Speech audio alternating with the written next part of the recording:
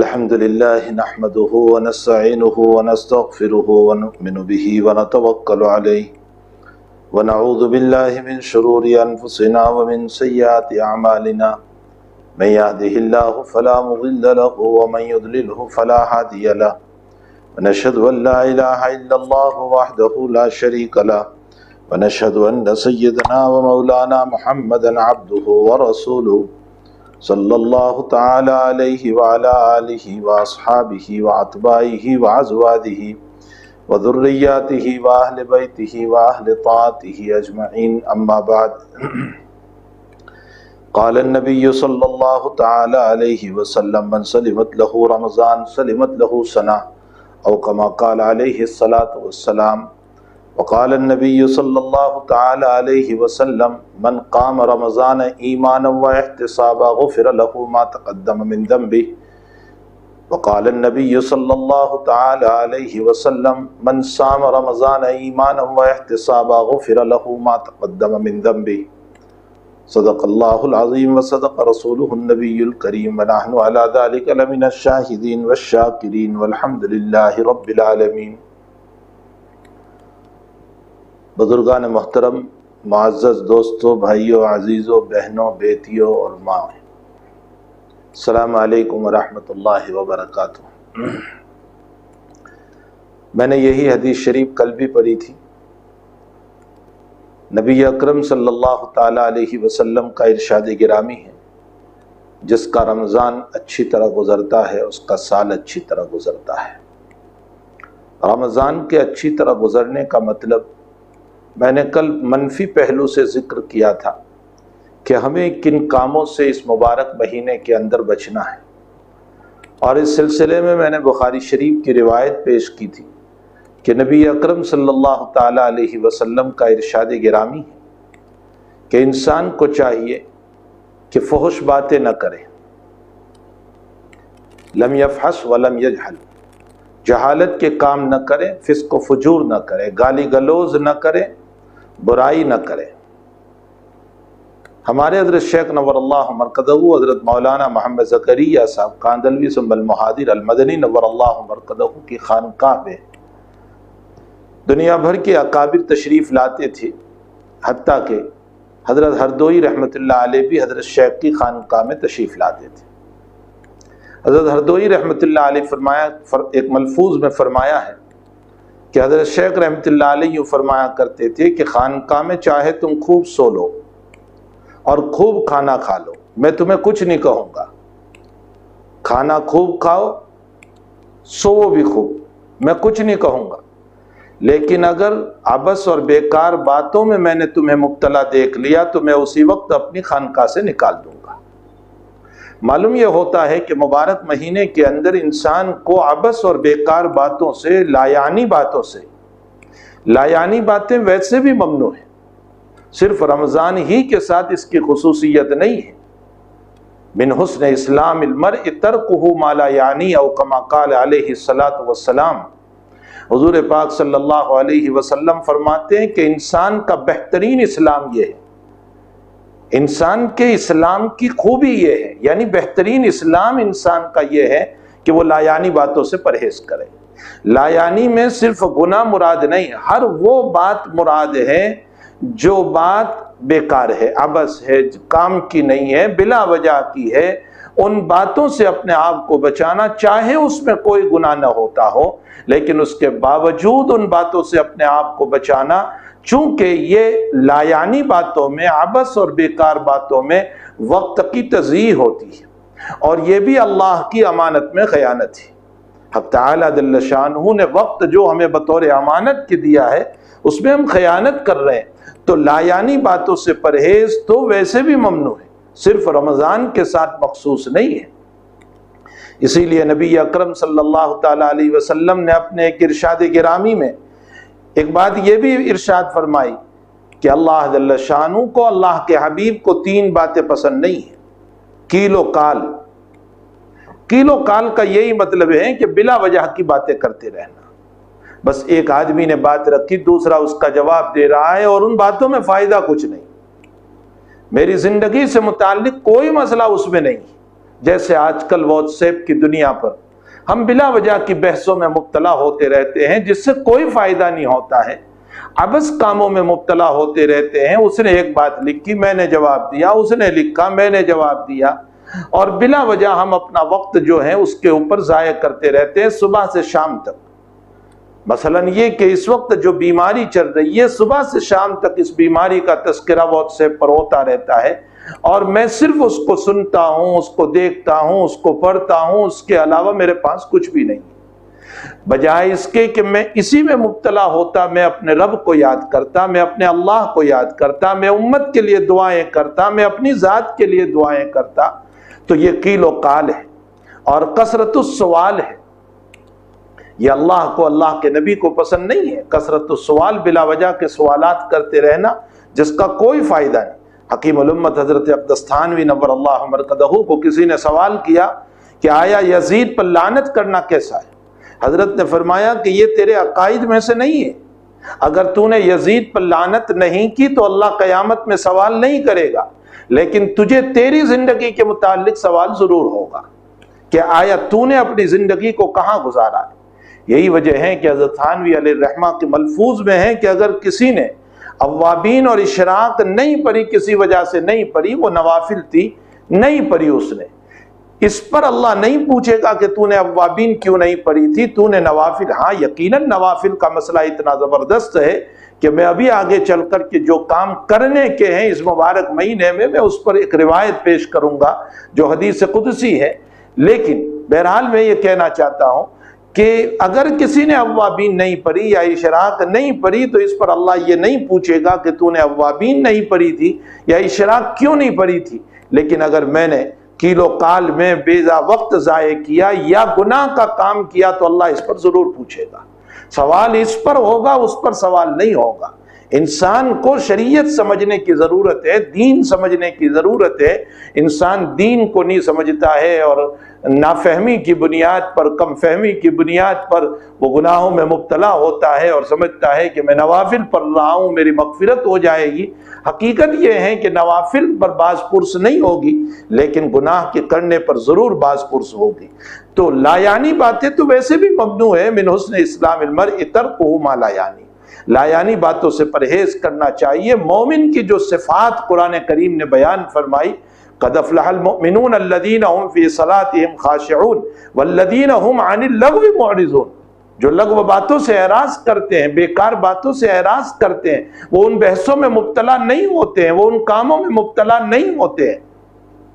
وہ ان مشاغل میں، ان باتوں میں مبتلا نہیں ہوتے۔ والذین هم عن اللغو معرضون، یہ مومن کی صفت بیان کی گئی، اور وہ بھی مومن کامل کی صفت ہے۔ قد افلح المؤمنون الذین هم فی صلاتهم خاشعون، جس کی نماز میں خشوع ہے، جس کی نماز میں رجوع اللہ ہے، جس کی نماز میں اللہ کا ڈر ہے، جس کی نماز میں کپ کپی ہے، جس کی نماز میں حضوری عند اللہ ہے، یہ ہے خشوع کا مطلب۔ قد افلح المؤمنون الذین هم فی صلاتهم خاشعون والذین هم عن اللغو معرضون والذین هم للزکاة فاعلون۔ تو لغو باتوں سے اعراض کرنا یہ مومن کامل کی صفت ہے۔ تو حقیقت یہ ہے کہ میں نے کل یہ بات کہی تھی کہ نبی کریم صلی اللہ علیہ وسلم نے فرمایا جس کا رمضان درست گزرا،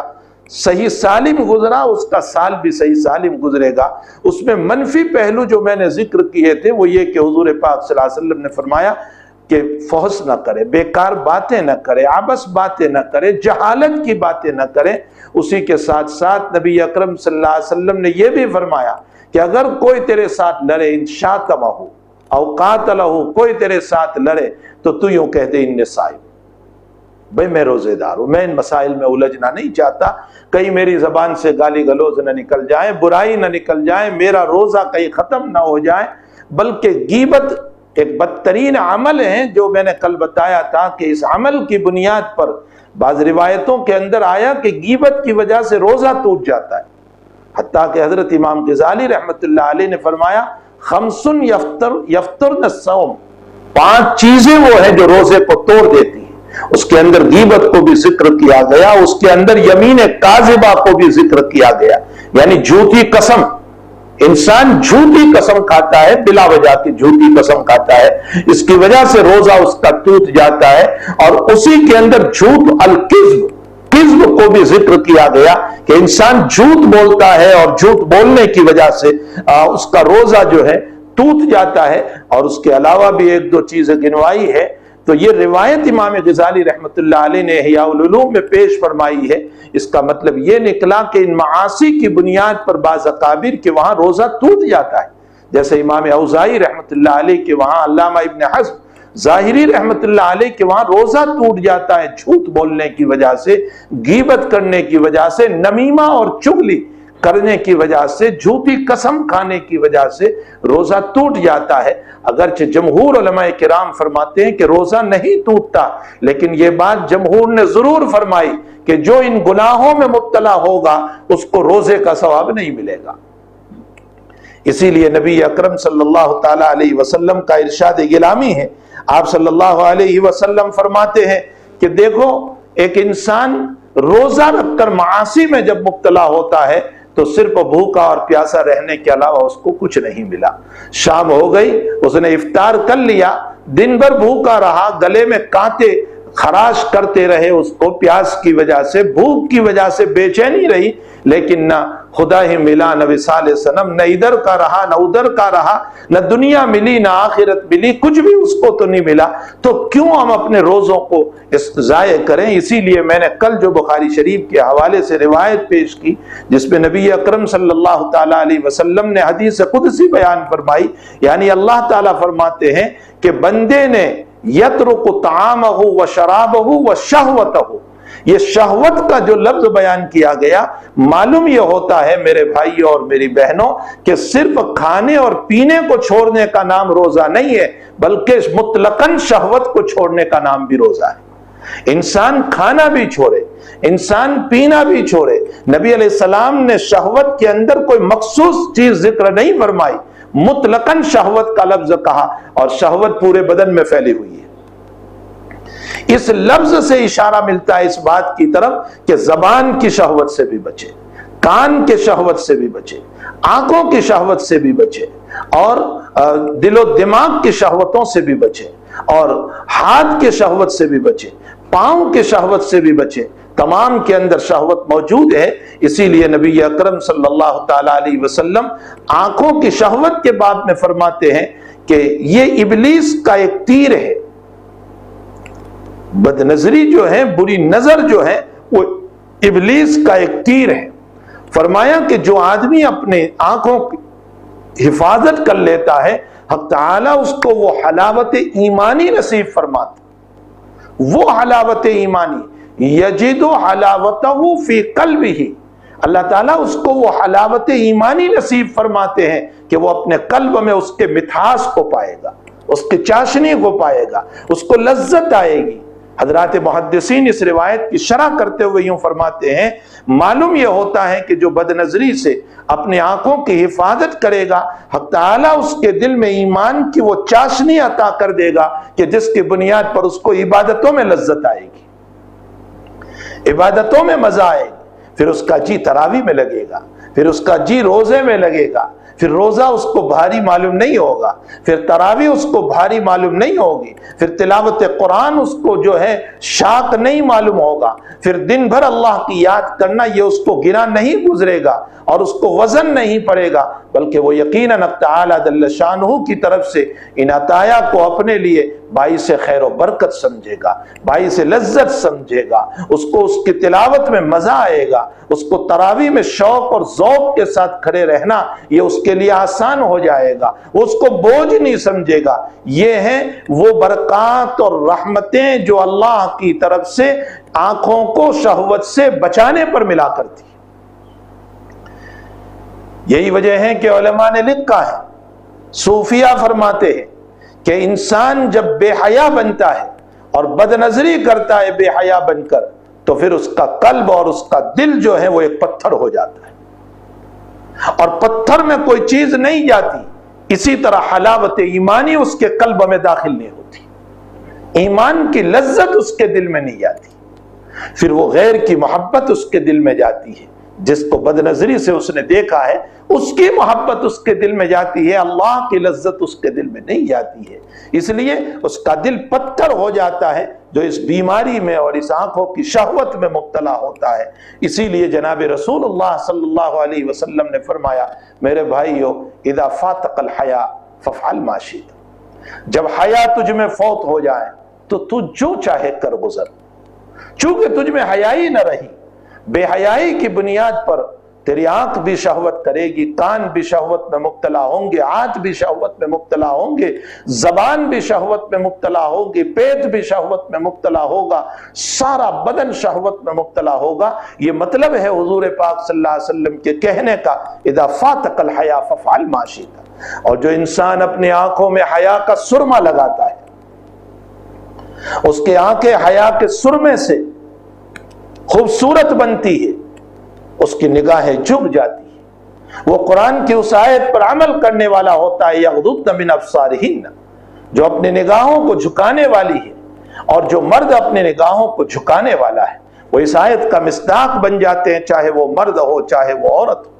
پھر وہ اس آیت کا مصداق بن جاتے ہیں، وَمَن يَعْمَلْ مِنَ الصَّالِحَاتِ مِن ذَكَرٍ أَوْ أُنثَىٰ وَهُوَ مُؤْمِنٌ فَلَنُحْيِيَنَّهُ حَيَاةً طَيِّبَةً۔ اب تعالیٰ اس کو پاکیزہ زندگی عطا فرما دیتے ہیں، ایک مبارک زندگی اس کو عطا فرماتے ہیں۔ یہ ساری باتوں کا تعلق حیا سے ہے۔ اگر انسان میں حیا ہے تو پھر وہ خوف خداوندی میں مبتلا ہوگا، اور وہ یہ سوچے گا، جیسے دنیا میں مجھے حیا ہوتی ہے تو میں یہ سوچتا ہوں میرا باپ مجھ کو دیکھ رہا ہے، میری ماں مجھ کو دیکھ رہی ہے، میری بیوی مجھ کو دیکھ رہی ہے، میرا بیٹا مجھ کو دیکھ رہا ہے، میری بیٹی مجھ کو دیکھ رہی ہے، میں یہ گناہ کا کام کیوں کروں؟ اور میں نے اگر کوئی گناہ کا کام شروع بھی کیا اور مجھے کسی نے دیکھ لیا تو میرا منہ چھوٹا ہو جاتا ہے، میں ایک شرمندگی کی شکل بنا لیتا ہوں، میری نگاہیں جھک جاتی ہے۔ تو جب دنیا میں حیا کی بنیاد پر کوئی مجھے دیکھتا ہے تو یقیناً میری نگاہیں جھک جاتی ہے۔ اگر میرا تصور یہ ہو جائے کہ میرا مولا مجھ کو دیکھ رہا ہے تو یقیناً اس سے بڑھ کر حیا کوئی نہیں ہو سکتی، اس سے اعلیٰ حیا کوئی نہیں ہو سکتی، اس سے اونچی صفت کوئی نہیں ہو سکتی ہے۔ اس لیے بہرحال اسی لیے حیا کے بہت سارے اقسام علامہ قشیری رحمت اللہ علیہ نے پیش فرمائے ہیں، ان میں ایک قسم یہ بھی بیان فرمائی ہے، حیاء اجلال۔ علامہ قشیری رحمت اللہ علیہ بہت بڑے ولی کامل گزرے ہیں، انہوں نے حیا کے بہت سارے اقسام لکھے ہیں، اس میں ایک صفت لکھی ہے حیاء اجلال۔ حیاء اجلال کا معنی ہوتا ہے اللہ کے جلال کی بنیاد پر انسان اپنے آپ کو جھکا دے، اور مثال دی ہے کہ اسرافیل علیہ السلام جب سے پیدا ہوئے ہیں اپنے پروں کو اس طرح تواضع سے جھکائے ہوئے ہیں کہ کبھی اپنے پر کو بلند نہیں کیا۔ یہ حیاء اجلال ہے، یہ حیاء اجلال ہے۔ اگر بندے میں یہ صفات آ جائے حیاء اجلال، اللہ کی حضوری، کہ اللہ ہر جگہ مجھے دیکھ رہا ہے، خلوت ہو جلوت ہو ظاہر ہو باطن ہو، کہیں بھی میں ہوں میرا مولا مجھ کو دیکھ رہا ہے، تو اس صورت میں انسان معاصی سے اپنے آپ کو بچائے گا۔ تو حیا ایک تو آنکھوں سے تعلق رکھتی ہے کہ روزوں کی حالت میں شہوت سے اپنے آپ کو بچایا جائے۔ شہوت مطلق لفظ ہے، اس شہوت کے اندر آنکھوں کی شہوت آ گئی، کانوں کی شہوت آ گئی، ہم گائن نہ سنیں، ہم فسق و فجور نہ سنیں، ہم گالیاں نہ سنیں، ہم برائیاں نہ سنیں، ہم غیبت نہ سنیں، ہم چغلی نہ سنیں۔ اللہ کے حبیب پاک صلی اللہ علیہ وسلم کا ایک دو قبر کے اوپر سے گزر ہوا، آپ کو اللہ کی طرف سے بتایا گیا کہ ان دونوں کو عذاب ہو رہا ہے۔ اللہ کے حبیب نے فرمایا ان دونوں کو عذاب ہو رہا ہے، اور آپ نے یہ بھی ارشاد فرمایا کہ کوئی بڑے کام کی وجہ سے نہیں، یعنی اگر بچنا چاہتے تو بچ سکتے تھے، ایک پیشاب کے قطروں سے بچتا نہیں تھا اور ایک غیبت سے بچتا نہیں تھا، نمیمہ اور چغلی سے بچتا نہیں تھا۔ تو اپنے کانوں کی حفاظت کی جائے روزوں کی حالت میں۔ ویسے تو ہر وقت ہمیں اپنے کانوں کی حفاظت کرنا چاہیے، لیکن خاص طور پر روزوں کی حالت میں گائن سے، غیبت سے، گالی گلوچ سے، برائیوں سے، گندی باتوں سے، نفرتوں سے اپنے کانوں کی حفاظت کرنا چاہیے۔ اپنے ہاتھوں کی حفاظت کرو کہ اپنا ہاتھ کسی پر ظلم میں نہ اٹھے، اپنا ہاتھ ناپ تول میں کمی نہ کرے، اپنا ہاتھ قلم کے اندر غلط نہ چلے، تاکہ میں کسی کی عزت لے لوں، کسی کے خلاف ذلتیوں کے مسائل لکھ دوں۔ یاد رکھو میرے بھائیوں اور میری بہنوں، میں کسی کو ذلیل کر کے کبھی بھی دنیا میں عزت نہیں کما سکتا ہوں۔ یہ ہو نہیں سکتا کہ میں کسی کو ذلیل کر کے عزت کما لوں، بلکہ اللہ کے نبی علیہ الصلوۃ والسلام کا ارشاد گرامی ہے کہ جس نے کسی کو ذلیل کیا وہ خود ہی اپنی موت سے قبل ذلیل ہوتا ہے۔ یہ اللہ کے حبیب کا فرمود مبارک ہے۔ اس لیے میرا ہاتھ غلط نہ چلے، میرا قلم غلط نہ چلے، میں کسی کو ظلم نہ کروں، میں کسی کو ماروں نہیں، میں ناپ تول میں کمی نہ کروں، اور میرا قلم غلط نہ چلے، چاہے وہ واٹس ایپ پر ہو، چاہے وہ کاپی میں ہو، چاہے وہ کتاب میں ہو، میرا قلم اس طرح نہیں چلنا چاہیے۔ یہ بھی شہوت میں داخل ہے۔ یہی وجہ ہے کہ حکیم اختر صاحب رحمۃ اللہ علیہ نے اپنے ملفوظ میں ایک جگہ یہ فرمایا کہ قرآن کریم میں حق تعالی جل شانہ نے جو یہ ارشاد فرمایا کہ تم غیبت نہ کرو اپنے بھائی کی، وہاں اخیہ کا لفظ اللہ نے ذکر فرمایا کہ بھائی کی غیبت نہ کرو۔ اشارہ فرمایا، حکیم صاحب فرماتے ہیں کہ حضرت شاہ عبد الغنی صاحب پھول پوری رحمت اللہ علیہ جو میرے پیر و مرشد ہے، انہوں نے اس بات کی طرف اشارہ، انہوں نے اس تفسیر کی طرف اشارہ فرمایا کہ اخی کا لفظ کہہ کر کے تعالیٰ نے یہ فرمایا کہ جب تم غیبت کرو گے تو پھر وہ تمہارا بھائی نہیں رہے گا بلکہ تمہارا دشمن بن جائے گا۔ تو حقیقت یہ ہے کہ میں کسی کی غیبت اور برائی کر کے اپنے دوست کو دشمن نہ بناؤں، اپنے بھائی کو بے بھائی نہ بناؤں۔ نتیجہ یہ نکلتا ہے کہ ایک وقت آتا ہے کہ ہم بغیر بھائی کے ہو جاتے ہیں۔ میں نے اس کی برائی کی، وہ بھی مجھ سے دور ہوا، اس کی برائی کی، یہ بھی دور ہوا، اس کی برائی کی، یہ بھی دور ہوا، اس کی برائی، میں ہر ایک کی برائی کرتا رہا اور ہر ایک مجھ سے دور ہوتا رہا۔ حکیم صاحب فرماتے ہیں کہ حیدرآباد میں ایک صاحب کا مزاج اسی طرح کا تھا کہ ہر ایک کے باب میں تبصرہ کیا کرتا تھا، ہر ایک کے باب میں کچھ نہ کچھ تنقیص اور برائی کیا کرتا تھا، غیبت کیا کرتا تھا۔ نتیجہ یہ ہوا کہ اس کے والد صاحب کا انتقال ہوا تو اس کو مزدوروں سے اپنے باپ کا جنازہ اٹھوانا پڑا۔ ساری رشتہ داری اور سارے تعلقات منقطع ہو گئے۔ اسی لیے قرآن نے کہا کہ اپنے بھائی کی غیبت نہ کرو، یہ مردار کھانے کے برابر ہے۔ یہ اپنے مردار بھائی کا تم گوشت کھا رہے ہو، اور کتنی بدترین صفت ہے۔ تو اپنا ہاتھ بھی جو ہے ظلم نہ کرے، اپنا کان بھی جو ہے شہوت کی باتیں نہ سنے، اپنی آنکھیں جو ہے شہوت کی چیزوں کو نہ دیکھے، میری زبان شہوت میں مبتلا نہ ہو کہ میں اپنی زبان سے شہواتی باتیں بولوں، ایسی باتیں بولوں کہ جس کی بنیاد پر شہوتیں پیدا ہو، برائی پیدا ہو، گالی گلوچ کے مسائل ہو، غیبت کے مسائل ہو، گندی باتیں ہو۔ میرے پیٹ کی شہوت یہ ہے کہ میں حرام لقموں سے اپنے پیٹ کو بچاؤں، اپنا پیٹ چند لقموں کے خاطر برباد نہ کروں، اپنا پیٹ جو ہے وہ چند لقموں کے خاطر برباد نہ کروں۔ سود کا لقمہ، رشوت کا لقمہ، ناجائز لقمہ، کسی یتیم کا مال، کسی بیوہ کا مال، کسی غریب کا مال، یہ میں اپنے پیٹ میں ڈالنے والا نہ بنوں۔ یہ چند لقمے میرے پیٹ میں اتر تو جائیں گے لیکن یہ آگ کا انگارہ بنیں گے، اور جب آگ کا انگارہ بنیں گے تو اس آگ کو بجھانے کی میرے پاس کوئی طاقت نہیں ہوگی۔ اس لیے حقیقت یہ ہے کہ میں اپنے پیٹ کو بھی شہوت سے بچاؤں، میں اپنے دل و دماغ کو بھی شہوت سے بچاؤں، اور دل و دماغ کی شہوت یہ ہے کہ میں غلط نہ سوچوں، اپنے سینے کو کینے سے پاک رکھوں، اپنی ذات کو نفرتوں سے پاک رکھوں، حسد سے پاک رکھوں، بغض سے پاک رکھوں، عداوتوں سے پاک رکھوں، نفرتوں سے پاک رکھوں۔ یاد رکھو کینہ اور بغض میں تھوڑا سا فرق ہے۔ حضرات صوفیہ فرماتے ہیں بغض کا تعلق نفرت سے ہے، میں کسی سے نفرت کروں یہ بغض ہے، لیکن اس بغض میں اتنا آگے بڑھوں، اس نفرت میں اتنا آگے بڑھوں کہ میں اس کے خلاف پلان بنانے لگوں کہ اس کو ضائع کیسے کروں، اس کو برباد کیسے کروں، اس کا کاروبار کیسے ضائع ہو جائے، اس کی بیٹی کیسے ذلیل ہو جائے، یہ کیسے غلط طریق پر چلا جائے، اس کو کینہ کہا جاتا ہے۔ بغض کا معنی نفرت کرنا، اور نفرت سے بڑھ کر کے سامنے والے کو نقصان پہنچانا، اس کو کینہ کہا جاتا ہے۔ نبی کریم صلی اللہ تعالی علیہ وسلم نے حضرت انس رضی اللہ تعالیٰ عنہ کو نصیحت کرتے ہوئے فرمایا تھا، یا بنیا، یا انس، او میرے بیٹے انس، او میرے لال انس، ان استطعت ان تصبح وتمسی وليس في قلبك غش، بیٹے اگر تو یہ کر سکتا ہے تو کر کہ تیری صبح اور تیری شام ایسی گزرے، یعنی تیرا دن اور رات ایسے گزرے کہ تیرے دل میں ذرہ برابر کسی سے متعلق کینہ نہ ہو، وَلَيْسَ فِي قَلْبِكَ غِشٌ، تیرے دل میں ذرہ برابر کینہ نہ ہو۔ اور پھر آگے نبی نے فرمایا ہذا سنتی، یہ میرا طریقہ ہے، کہ نبی کینے سے پاک ہے، نبی بغض سے پاک ہے۔ اور آگے فرمایا نبی کریم صلی اللہ علیہ وسلم نے بیٹے انس اگر تم نے یہ کام کر لیا تو تم جنت میں میرے ساتھ رہو گے۔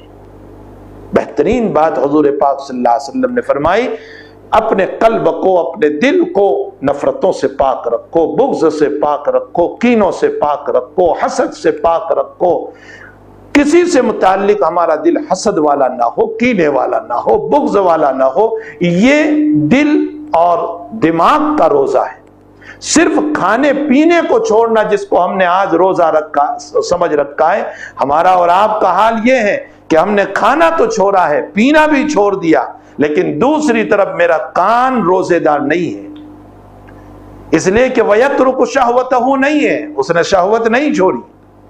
میری آنکھوں نے شہوت کو نہیں چھوڑا، میری زبان نے شہوت کو نہیں چھوڑا،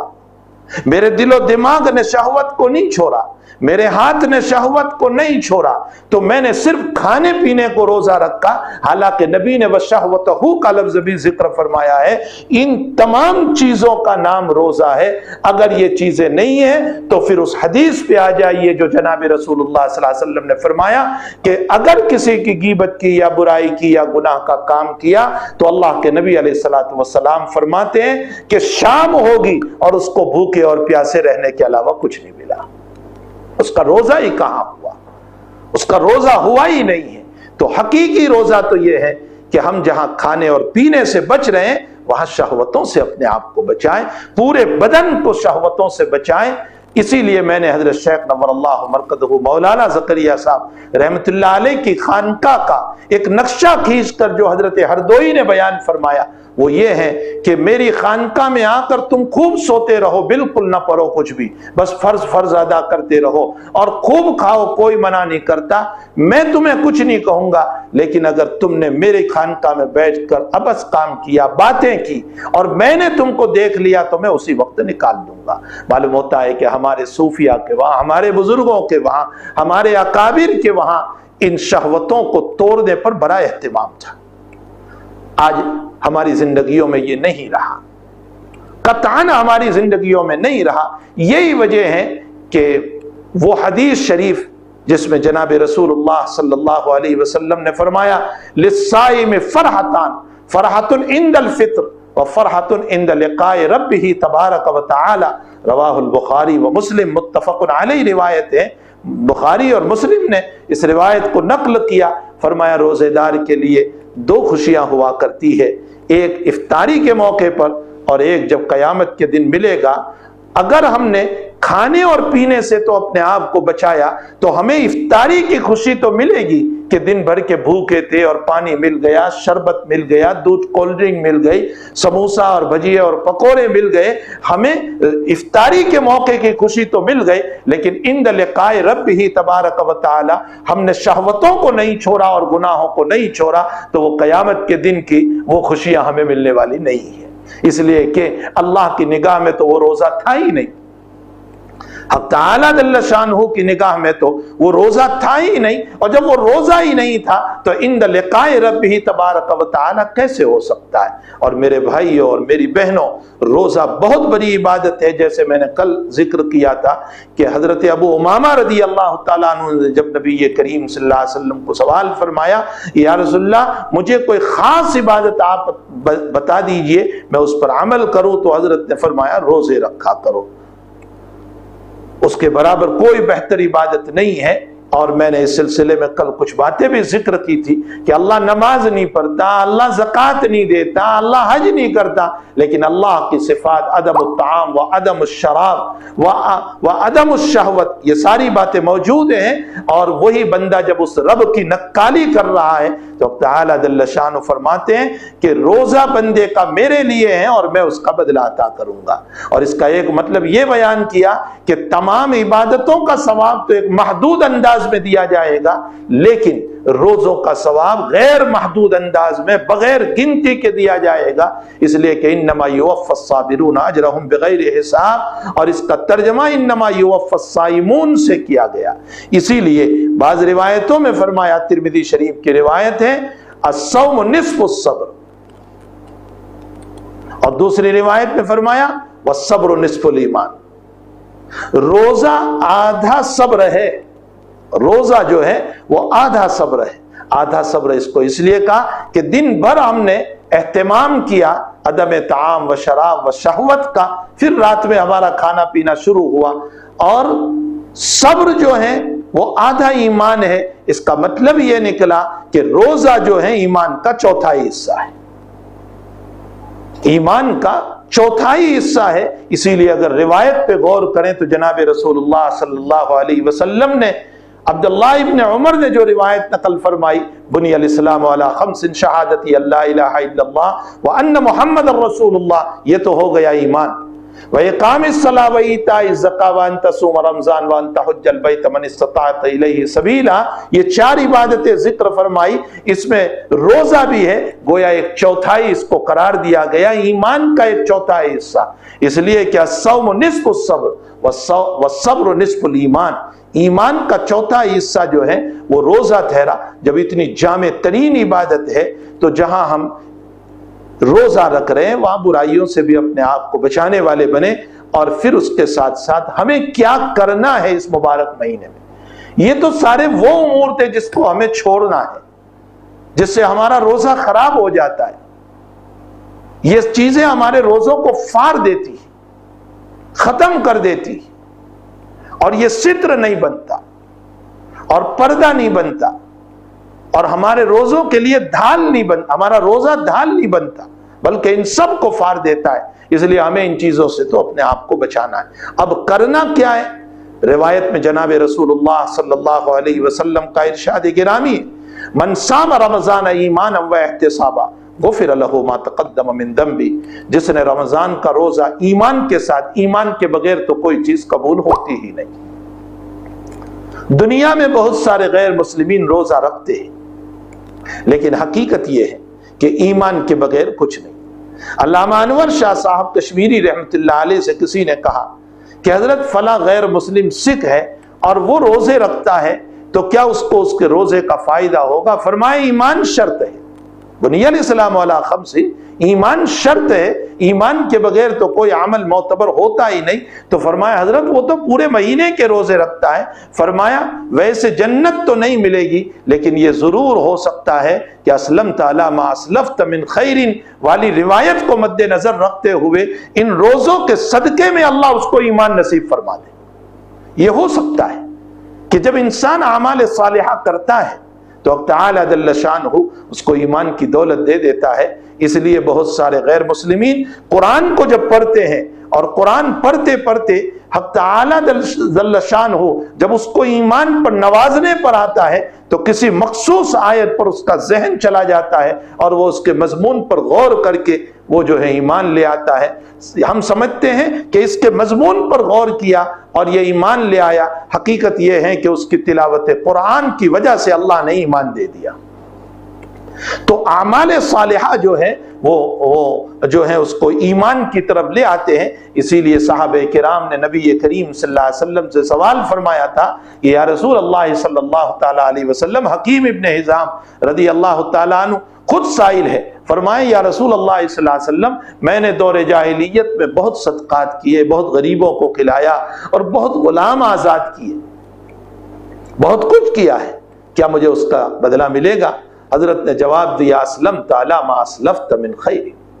تجھے اسلام نصیب ہوا انہی اعمال صالحہ کی وجہ سے۔ معلوم ہوتا ہے اعمال صالحہ جب یہ ہے کہ اس کو اسلام پر لے آتا ہے، ایمان پہ لے آتا ہے۔ میں جب اس روایت پر پہنچتا ہوں تو میں حقیر و فقیر ایک طالب علم ہوں، بلکہ ادنا درجہ اپنے بزرگوں کے پاؤں کی راکھ کے برابر ہوں، لیکن میں ایک بات یہاں اپنے طلبہ کو کہا کرتا ہوں کہ جب غیر مسلم اعمال صالحہ کرتا ہے، حق تعالیٰ جب اس کی برکت سے اس کو ایمان دے دیتا ہے، تو مومن اعمال صالحہ کرتا ہے تو حق تعالیٰ اس کو جنت کیسے عطا نہیں کرے گا؟ یقیناً اللہ جل شانہ اس کو جنت عطا کرے گا، اس لیے کہ ایمان کے ساتھ اعمال صالحہ۔ یہی وجہ ہے کہ چوتھے پارے میں حق تعالیٰ جل شانہ نے فرمایا فمن زحزح، آج ہی تراویح میں جو آیت گزری، فمن زحزح عن النار وادخل الجنہ فقد فاز وما الحیات الدنیا الا متاع الغرور۔ حقیقت یہ ہے بھائی کہ جس کو جہنم سے بچا لیا گیا ہے وہ اصل کامیابی ہے۔ دنیا کا شاندار بن جانا یہ کامیابی نہیں ہے، جہنم سے بچ جانا اور اللہ کی مغفرت کا ملنا یہ سب سے بڑی کامیابی ہے۔ اسی لیے فضائل اعمال میں ہمارے حضرت شیخ نور اللہ مرقدہ نے لکھا ہے کہ جنت میں 4 چیزیں، رمضان میں 4 چیزیں، فرمایا کثرت استغفار، خوب استغفار کرو اس مہینے میں۔ نمبر 2 کلمہ شریف کا ورد، یعنی لا الہ الا اللہ کا ورد کثرت سے۔ نمبر 3 اللہ سے خوب جنت مانگو، اور نمبر 4 جہنم سے پناہ مانگو۔ اس لیے کہ روایت میں ہے اولہ رحمت واوسطہ مغفرت وآخرہ عتق من النار۔ اس کا پہلا عشرہ جو ابھی چل رہا ہے وہ رحمتوں والا ہے۔ مانگو اللہ سے رحمت، اتنی رحمت مانگو، اتنی رحمت مانگو، اور اس کے سامنے سجدے میں گر جاؤ، گراؤ، اپنے آپ کو بے چین بنا دو، اور ایسے بے چین بنا دو جیسے بچہ بے چین ہو جاتا ہے بھوک کی وجہ سے اپنی ماں کے سامنے، اس سے زیادہ اپنے آپ کو بے چین بنا دو۔ اسی لیے یہ لذت کون سی نماز میں؟ تہجد کی نماز میں۔ اس لیے کہ فرائض تو امام کے پیچھے ہے، نوافل ہم پڑھ لیتے، لیکن تہجد کی جو نماز ہے، اسی لیے لکھا ہے بعض لوگوں نے کہ عام فرائض اور تہجد کے درمیان تہجد کا ثواب کیوں زیادہ دیا گیا؟ حالانکہ فرض کا ثواب زیادہ ہوتا ہے، لیکن یہاں تہجد بہت اعلیٰ نماز قرار دی گئی، حالانکہ وہ سنت ہے، وہ نفل ہے۔ ہمارے حضرت شیخ مولانا محمد یونس صاحب قدس سرہ تو اس پر یوں فرماتے تھے کہ اصل میں تہجد پڑھنے والے نے اپنے 3 محبوبوں کو چھوڑا۔ نمبر 1 اپنی نیند کو، جو محبوب ترین ہے، اور خصوصاً آخری پہر کی نیند بہت محبوب ہوتی، جس کو رات بھر نیند نہیں آئی اس کو اسی وقت نیند آتی۔ نمبر 2 اپنی بیوی کو جو اس کی محبوبہ ہے اس کو چھوڑا، اور نمبر 3 اپنے خوشبو بھرے لحاف کو چھوڑ دیا جس میں لپٹ کر سویا کرتا تھا، بستر کو چھوڑ دیا۔ جب اس نے 3 محبوبوں کو چھوڑا تو رب کریم کہتا ہے کہ ان محبوبوں کو چھوڑنا دلیل ہے میری محبت کی، تو اب تو بھی دیکھ لے کہ میری محبت کا میں تجھے کیا صلہ عطا کرتا ہوں۔ تو عام فرائض اور تہجد میں فرق یہ ہے کہ عام فرائض کے لیے مؤذن پکارتا ہے اور تہجد کے لیے اللہ پکارتا ہے، یہ فرق ہے۔ عام فرائض میں انسان پکارتا ہے حی علی الصلاح حی علی الفلاح، اور تہجد کے لیے اللہ پکارتا ہے حل من مستغفر حل من مسترزق، ہے کوئی رزق کا طلب کرنے والا، مغفرت کا طلب کرنے والا۔ عام فرائض کی اذان سارے لوگ سنتے ہیں، لیکن اللہ کی پکار کو وہی سنتا ہے جس کا دل بیدار ہوتا ہے، وہی تہجد کے لیے اٹھ پاتا ہے۔ نمبر 3 عام مؤذنین کی اذان کو سن کر ہر انسان فرض کی طرف لپکتا ہے، چلتا ہے، لیکن اللہ کی آواز کو سن کر وہی کھڑا ہوتا ہے جو اللہ کی طرف سے توفیق یافتہ ہوا کرتا ہے، جس کے دل میں اللہ کی محبت، والذین آمنوا اشد حبا للہ، اللہ کی محبت سب سے زیادہ ہو، وہی انسان تہجد کے لیے دوڑتا ہے اور اٹھ جاتا ہے۔ عام نمازوں کے اندر ریاکاری کا امکان ہو سکتا ہے، تہجد میں ریاکاری کا امکان نہیں۔ عام نماز تو میں اس لیے بھی مسجد میں چلا گیا کہ فلاں صاحب آئے ہوئے ہیں، مجھے دیکھ لیں گے، فلاں مجھے دیکھ لیں گے۔ تہجد میں اپنے مکان میں تنہا ہوں، کسی کو پتہ نہیں، تو ریاکاری کا شبہ بھی نہیں،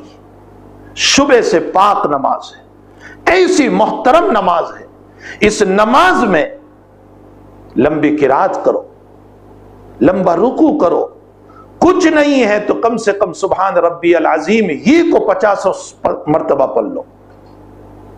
کھڑے ہو گئے، ربنا لک الحمد حمدا کثیرا طیبا مبارکا فی پڑھتے رہو۔ کوئی منع نہیں کرتا نبی کریم صلی اللہ علیہ وسلم کہ تہجد اسی طرح ہوا کرتی تھی۔ جب سجدے میں جاؤ، کوئی اور دعا آپ کو نہیں آتی ہے جو سنتوں میں منقول ہے، جو حضور پاک صلی اللہ علیہ وسلم نے کی ہے، کم سے کم سبحان ربی الاعلی ہی 50 مرتبہ پڑھتے رہو۔ اگرچہ نبی علیہ الصلوۃ والسلام سبحانک اللہم ربنا وبحمدک اللہم اغفر لی یہ پڑھتے تھے فتح مکہ کے بعد،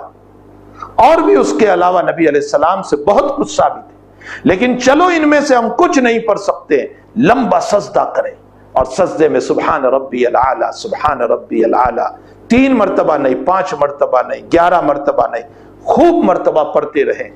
ایک نماز میں لذت ہوگی تہجد کی، اور پھر تہجد کے بعد مچل جاؤ اس رب کے سامنے، اور اس کے سامنے مچل مچل کر، جیسے ایک معصوم بچہ اپنے ماں باپ سے ضد کر کے اپنی بات منواتا ہے، ہم اپنے رب کو منوا کر رہے ہیں۔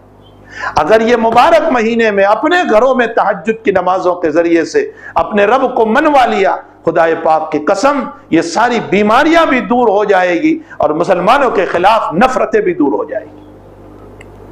اس لیے کہ وہ مقلب القلوب ہے، وہ مصرف القلوب ہے، وہ دلوں کو پھیرنے والا ہے، وہ سب کے دلوں کو پھیر دے گا۔ تو ایک کام تو ہمیں یہ کرنا ہے کہ من صام رمضان ایمانا و احتسابا، روزے کو اخلاص کے ساتھ پوری توجہ کے ساتھ رکھنا ہے، حق تعالیٰ کو راضی کرنے کے لیے روزے کو رکھنا ہے، اور افطاری کے موقع پر تھوڑی دیر کے لیے دعا ہو جائے، مختصر دعا ہی اللہ کے سامنے کر لے، اور دعا میں اس بات کا اہتمام کریں کہ اللہ میرے بس میں نہیں تھا، میں تو ضعیف اور کمزور تھا، میرے مولا تو نے ہی مجھ کو توفیق عطا فرمائی، میرے بس میں نہیں تھا، اب جب توفیق تو نے دی ہے تو قبول بھی تو ہی فرما لے۔ میرا روزہ اس لائق نہیں ہے کہ میں پیش کر سکوں، لیکن رب کریم تیرے علاوہ کوئی مولا بھی نہیں، ذرا تڑپ جاؤ۔ اللہ کے نبی علیہ الصلوۃ والسلام افطاری کرنے کے بعد ایک دعا پڑھتے تھے جو عمومی طور پر ہمارے پاس نہیں ہے، اور ہم پڑھتے بھی نہیں ہیں، کھانے میں اتنے مشغول ہوتے ہیں دن بھر کے کہ ہم اس دعا کو نہیں پڑھتے۔ اللہ کے حبیب افطاری کے بعد پڑھتے تھے ذهب الظمآن وابتلت العیون ووجب الاجر انشاءاللہ۔ ذهب الظمآن، پیاس جو دن بھر لگی ہوئی تھی، اللہ کے نبی علیہ السلام کو تو وہ برفیلا پانی بھی نہیں ملا تھا جو ہم پی رہے ہیں، وہ برف والا پانی نہیں ملا تھا، وہ ٹھنڈے ٹھنڈے جوس آپ کو نہیں ملے تھے، آپ نے تو کبھی کھجور سے، کبھی اور پانی سے، کبھی زمزم سے، اس سے افطار کر لیا ہے۔ اللہ نے جو ہمیں ٹھنڈا پانی دیا تو ذهب الظمآن، پیاس بجھ گئی، کتنا پیارا جملہ، وابتلت العیون، میری رگیں تازہ ہو گئی، تر ہو گئی، یہ تو دنیا کا فائدہ ہو گیا، ووجب الاجر انشاءاللہ تعالی، اور میرا اجر انشاءاللہ اللہ کے وہاں واجب ہو گیا، یعنی اللہ انشاءاللہ مجھے میرے روزے کا ثواب عطا کرے گا۔ تو ذرا افطاری کے موقع پر دعا ہو جائے، یہ تو روزے سے متعلق۔ نبی کریم صلی اللہ علیہ وسلم نے دوسری چیز فرمائی، من قام رمضان ایمانا و احتسابا غفر له ما تقدم من ذنبی، جو اخلاص کے ساتھ کھڑا رہا اور تراویح پڑھی، اللہ اس کے بھی پچھلے گناہوں کو معاف کر دیتا ہے۔ اس سے تراویح کا مسئلہ ثابت ہوا۔ جمہور محدثین نے اس روایت کو تراویح پر بیان فرمایا ہے، امام بخاری رضی اللہ تعالیٰ عنہ نے بھی یہی مسئلہ ثابت کیا ہے کہ اس سے تراویح مراد ہے۔ من قام رمضان ایمانا و احتسابا، جس نے قیام کیا، جس نے تراویح پڑھی ایمان اور اخلاص کے ساتھ، اللہ اس کے پچھلے سارے گناہوں کو معاف کر دیں گے۔ میرے بھائیوں، میری بہنوں، آپ انداز لگائیں 20 رکعات میں آپ کے 40 سجدے، 40 سجدے، اللہ کتنا خوش ہوگا کہ میرا بندہ میرے سامنے. بہت ضعیف روایت ہے، ویسے ضعیف روایتیں علماء نے پیش کی ہے، بہت ضعیف روایت ہے جس میں یہ بیان کیا گیا ہے کہ جس نے ایک سجدہ کیا تراویح کا اس کو یاقوت کا محل عطا کیا جائے.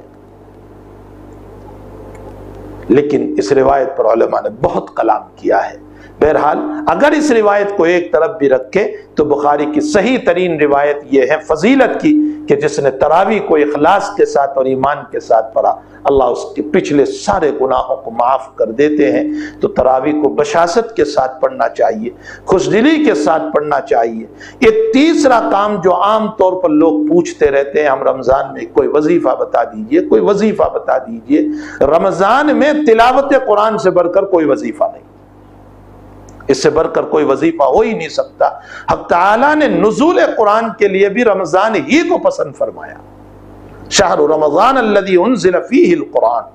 ھدی للناس وبینات من الھدی والفرقان. آپ نے نزول قرآن کی ابتدا ہی رمضان میں فرمائی. اس کا مطلب یہ نکلا کہ معزز ترین کتاب کے لیے معزز ترین مہینے کا انتخاب فرمایا. تو اتنا مکرم مہینہ ہے جس میں رمضان قرآن کریم کا نزول ہوا. خود جناب رسول اللہ صلی اللہ علیہ وسلم کے باب میں آتا ہے کہ رمضان میں آپ دور فرمایا کرتے تھے جبریل امین کے ساتھ. دور کا مطلب یہ ہوتا تھا کہ آپ جبریل کو سناتے، جبریل آپ کو سناتے. جتنا اس وقت تک نازل ہوا ہے، یہ نہیں کہ پورا قرآن، جتنا اس وقت تک نازل ہوا ہے اس رمضان تک وہ اتنا سناتے تھے. اگلی رمضان تک میں جتنا نازل ہوا ہے اتنا سناتے تھے، یہاں تک کہ آخری رمضان جو آیا ہے تو اس رمضان کے موقع پر تو اب چونکہ قرآن مکمل ہو چکا تھا، صرف ایک آیت رہ گئی تھی، الیوم اکملت لکم دینکم واتممت علیکم نعمتی ورضیت لکم الاسلام دینا، جو حجۃ الوداع کے موقع پر نازل ہوئی ہے. تو یہ قرآن مکمل ہو چکا تھا آخری رمضان کے اندر. تو 2 مرتبہ دور، یعنی حضور پاک صلی اللہ علیہ وسلم نے 2 مرتبہ جبریل کو سنایا اور جبریل نے 2 مرتبہ آپ کو سنایا. کیا مزہ آ رہا ہوگا جب نبی جبریل کو سنا رہے ہوں گے اور جب جبریل پڑھتے ہوئے نبی کو سنا رہے ہوں، کیا لذت آ رہی ہو.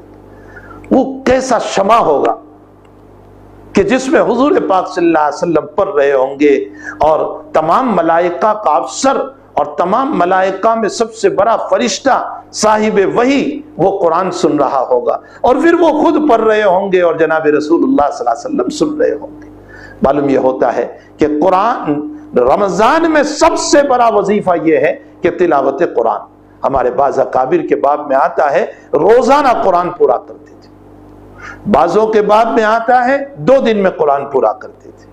بعضوں کے بعد میں آیا 3 دن میں قرآن. عبداللہ ابن عمرو بن العاص رضی اللہ تعالیٰ عنہ کا معمول رہا، وہ صرف رمضان کا نہیں، وہ تو پوری زندگی کا ہے کہ 3 دن میں قرآن پورا کرتے تھے. بعضوں کا معمول رہا کہ 5 دن میں قرآن پورا کرتے. جیسے جس کا جتنا ذوق اور ہمت اس کے مطابق تلاوت قرآن. تو تلاوت قرآن کا خوب اہتمام ہو اس مبارک مہینے کے اندر، جتنا ہو سکے ہم قرآن کریم کی تلاوت کریں. اور اس وقت تو جو ہے ہم اس ٹائم میں چل رہے ہیں کہ جس ٹائم میں ہمیں کوئی کام نہیں کرنا ہے. ہر طرف سے لاک ڈاؤن کے مسائل چل رہے ہیں، ہم اپنے گھروں میں محبوس ہیں. جو آج تک بہانہ بنایا کرتے تھے کہ تجارت سے فرصت نہیں، کاروبار سے فرصت نہیں، جاب سے فرصت نہیں، دکان سے فرصت نہیں، آفس سے فرصت نہیں، اب اللہ کے وہاں ان کا کوئی بہانہ نہیں چلے گا. اللہ نے وہ ٹائم دیا ہے ہمارے پاس کہ جس میں کوئی کام نہیں ہے، نہ دکان ہے، نہ تجارت ہے، نہ کاروبار ہے، نہ جاب ہے، کچھ نہیں ہے. سارے لوگ گھر پہ بیٹھے ہوئے ہیں. صبح کو قرآن لے کر کے بیٹھ جاؤ، میں سمجھتا ہوں کہ انشاءاللہ شام تک میں 10 پارے ضرور پورے ہو جائیں گے. ہمارے حضرت شیخ نور اللہ مرقدہ مولانا زکریا صاحب رحمۃ اللہ علیہ فضائل رمضان میں فرماتے ہیں کہ میرے گھر کی عورتیں گھر کا کام کرتے ہوئے 7-8 پارے روزانہ پڑھ لیتی. وہ گھریلو کام کے ساتھ پڑھ لیتی ہے، ہمیں اس وقت کوئی کام نہیں. تو ہمیں روزانہ قرآن کریم، یہ سب سے بڑا وظیفہ ہے قرآن کریم کی تلاوت اس مبارک مہینے کے اندر. اور اس کے علاوہ درود شریف کا اہتمام خوب کیا جائے، قرآن کریم کی کثرت سے تلاوت کی جائے. درود شریف کا اہتمام کیا جائے، ذکر کا اہتمام کیا جائے، لا الہ الا اللہ کا کثرت سے ورد کیا جائے، اس کو کہا جاتا ہے کلمہ شریف۔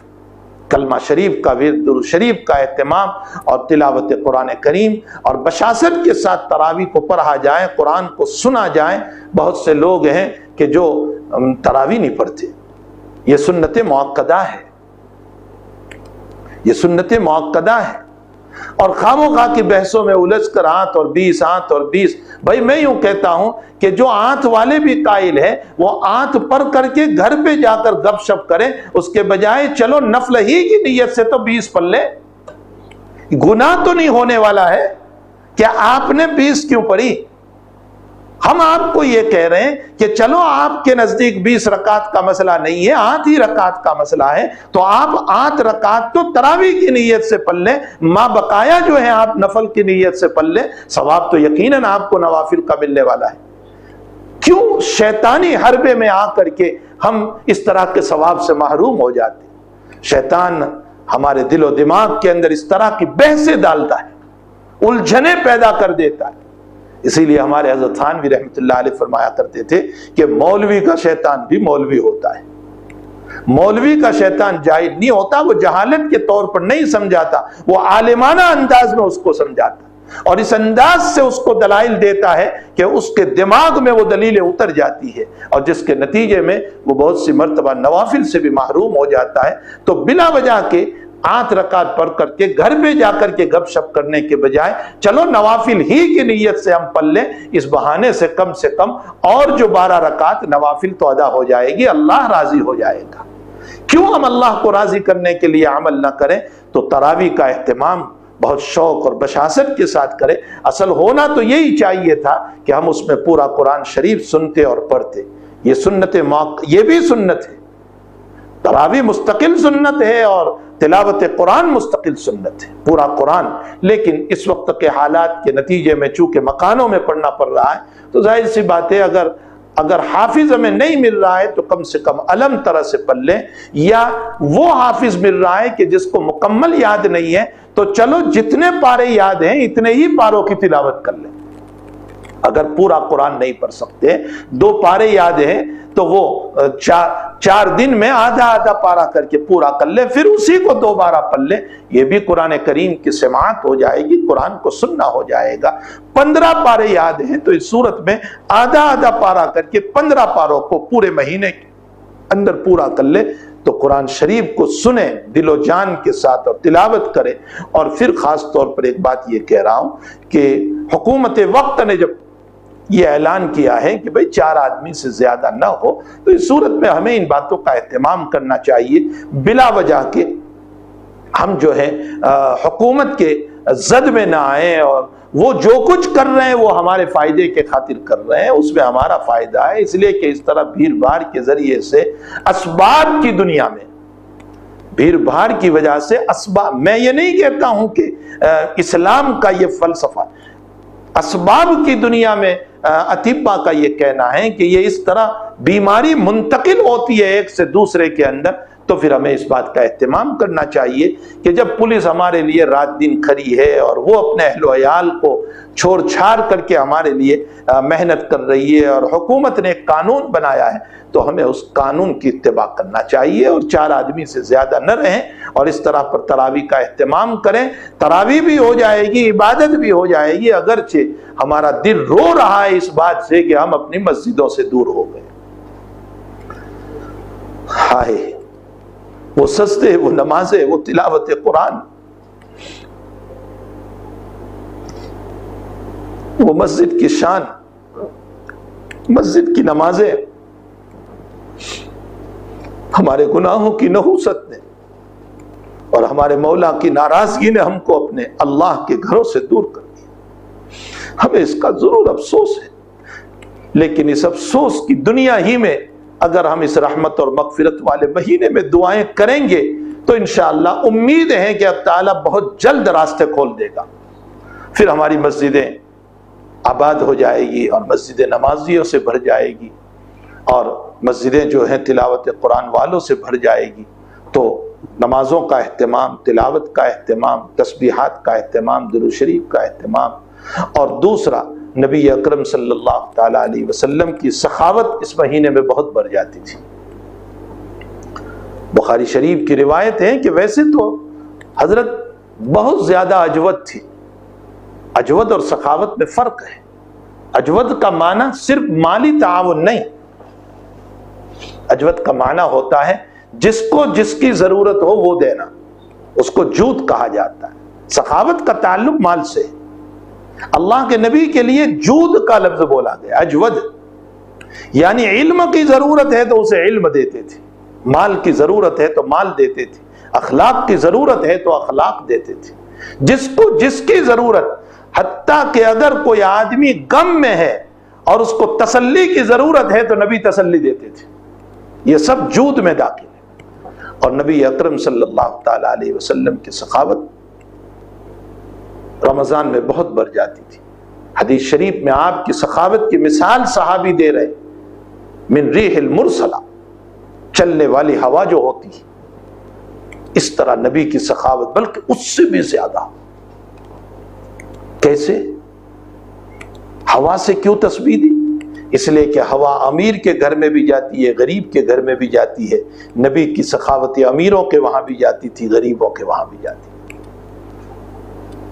ہوا اپنوں کے گھروں میں بھی جاتی ہے، دشمن کے گھروں میں بھی جاتی ہے۔ نبی کی سخاوت اپنوں کے گھروں میں بھی جاتی تھی، دشمن کے گھروں میں بھی جاتی تھی۔